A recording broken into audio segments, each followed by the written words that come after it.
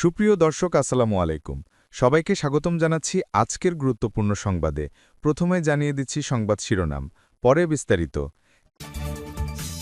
নেতানিয়াহুকে ক্ষমা করার অনুরোধ জানিয়ে ট্রাম্পের চিঠি।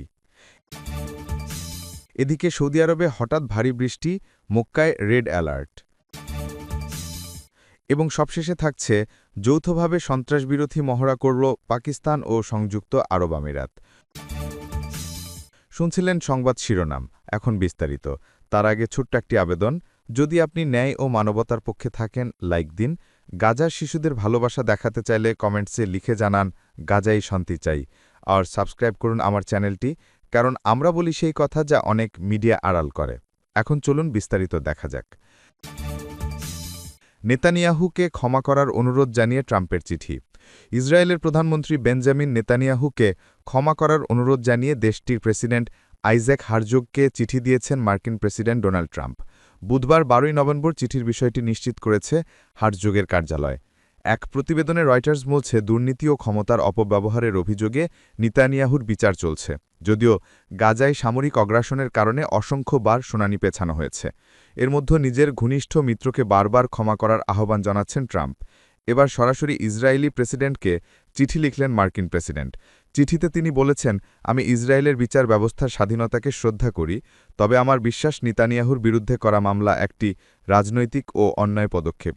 তিনি বহু বছর ধরে, বিশেষ করে ইরানের মতো কঠিন প্রতিপক্ষের বিরুদ্ধে লড়াইয়ে আমার ঘনিষ্ঠ সহযোগী হিসেবে কাজ করেছেন। ট্রাম্পের চিঠির পর ইসরায়েলি প্রেসিডেন্টের কার্যালয় থেকে জানানো হয়েছে, যদি কেউ প্রেসিডেন্টের কাছে ক্ষমা প্রার্থনা করতে চান, তাহলে তাকে নির্ধারিত প্রক্রিয়া অনুসরণ করে আনুষ্ঠানিকভাবে আবেদন করতে হয়। এদিকে চিঠির জন্য ট্রাম্পকে ধন্যবাদ জানিয়েছেন নেতানিয়াহু। সামাজিক যোগাযোগ মাধ্যম এক্স-এ এক বার্তায় তিনি বলেছেন, প্রেসিডেন্ট ট্রাম্প, আপনার অবিশ্বাস্য সমর্থনের জন্য ধন্যবাদ। আপনি সবসময়ের মতো এবারও সত্য কথাটা বলেছেন। নেতানিয়াহুর বিরুদ্ধে ২০১৯ সালে ৩টি দুর্নীতির মামলা দায়ের করা হয়। এর মধ্যে এক মামলায় ব্যবসায়ীদের কাছ থেকে তিনি প্রায় ৭ লক্ষ শেকেল, প্রায় $২ লক্ষ মূল্যের উপহার নিয়েছেন বলে অভিযোগ রয়েছে। তবে তিনি সব অভিযোগ অস্বীকার করে নিজেকে নির্দোষ দাবি করে আসছেন। এদিকে সৌদি আরবে হঠাৎ ভারী বৃষ্টি দেখা দিয়েছে। বুধবার তুমুল বৃষ্টির পর মক্কার দক্ষিণাঞ্চলে বহু রাস্তাঘাট প্লাবিত হয়ে যান চলাচল ব্যাহত হয়েছে। তবে মক্কার কেন্দ্রীয় এলাকা মসজিদুল হারামে শুধু প্রবল বাতাস ও মেঘলা আকাশ দেখা গেছে, কোনো বৃষ্টি হয়নি। সৌদি আরবের জাতীয় আবহাওয়া কেন্দ্র এনসিএম মক্কার কিছু এলাকায় রেড অ্যালার্ট জারি করেছে।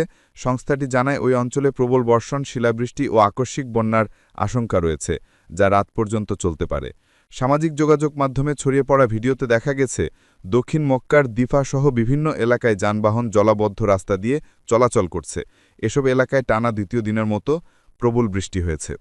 এনসিএমের মুখপাত্র হুসেন আল কাহতানি এক বিবৃতিতে জানিয়েছেন, আগামী ১৪ নভেম্বর থেকে ১৭ নভেম্বর পর্যন্ত সৌদি আরবের অধিকাংশ অঞ্চলে মাঝারি থেকে ভারী বৃষ্টিপাত হতে পারে। এ সময় তিনি নাগরিকদের সতর্ক থাকতে, নিচু এলাকা এড়িয়ে চলতে এবং সরকারি নির্দেশনা মেনে চলতে আহ্বান জানান। সর্বশেষ আবহাওয়া প্রতিবেদনে বলা হয়েছে, মক্কা, মদিনা, রিয়াদ, আসির, আল বাহা, জাজান, কাসিম, হাইল, তাবুক, আল জোফ, উত্তর সীমান্ত অঞ্চল ও পূর্বাঞ্চলের কিছু অংশে মাঝারি থেকে ভারী বৃষ্টির আশঙ্কা রয়েছে। পূর্বাভাসে আরও বলা হয়েছে, প্রবল দমকা বাতাস, শিলাবৃষ্টি, উঁচু ঢেউ ও আকস্মিক বন্যার আশঙ্কা রয়েছে। তাই জনগণকে সরকারি সূত্রে নিয়মিত তথ্য নিতে ও সতর্ক থাকতে বলা হয়েছে। মক্কা প্রদেশের সংকট ও দুর্যোগ ব্যবস্থাপনা কেন্দ্র নাগরিক ও চালকদের পানি জমতে পারে এমন উপত্যকা, টানেল ও নিচু এলাকা এড়িয়ে চলতে পরামর্শ দিয়েছে। এছাড়া মক্কা, জেদ্দা ও তাইফের মধ্যবর্তী রসদ সড়কে যাতায়াতকারী চালকদের কম দৃশ্যমানতা ও পিছলি রাস্তার বিষয়ে সতর্ক করা হয়েছে। এবং সবশেষে থাকছে, যৌথভাবে সন্ত্রাসবিরোধী মহড়া করল পাকিস্তান ও সংযুক্ত আরব আমিরাত। পাকিস্তান সেনাবাহিনী ও সংযুক্ত আরব আমিরাতের প্রেসিডেন্সিয়াল গার্ডের মধ্যে অনুষ্ঠিত যৌথ সন্ত্রাসবিরোধী মহড়া জালমুদ-১ খাইবার পাখতুনখোয়ার তারবেলায় সমাপ্ত হয়েছে। মহড়াটি মূলত জিম্মি উদ্ধার অভিযানের উপর কেন্দ্রীভূত ছিল। বৃহস্পতিবার ১৩ নভেম্বর এক প্রতিবেদনে এ খবর দিয়েছে দেশটির স্থানীয় সংবাদমাধ্যম সামা TV. Pakistan inter services public relations ISPR জানিয়েছে, ২ সপ্তাহব্যাপী এই মহড়ায় পাকিস্তানের স্পেশাল সার্ভিসেস গ্রুপ এসএসডি ও ইউএইর প্রেসিডেন্সিয়াল গার্ডের ইউনিটসমূহ অংশ নেয়। সমাপনী অনুষ্ঠানে এসএসডির জেনারেল অফিসার কমান্ডিং জিওসি প্রধান অতিথি হিসাবে উপস্থিত ছিলেন। এছাড়াও আমিরাতের শীর্ষ সামরিক কর্মকর্তা ও ডিপ্লোম্যাটরা অনুষ্ঠানে অংশ নেন। আইএসপিআর আরও জানায়, মহড়ায় সন্ত্রাসবিরোধী অভিযানে যৌথ দক্ষতা বৃদ্ধি ও জিম্মি উদ্ধার কার্যক্রমে সমন্বিত ক্ষমতা উন্নয়নের উপর বিশেষ গুরুত্ব দেওয়া হয়। এই উদ্যোগের লক্ষ্য ছিল পাকিস্তান ও সংযুক্ত আরব আমিরাতের সামরিক সহযোগিতা আরও সুদৃঢ় করা।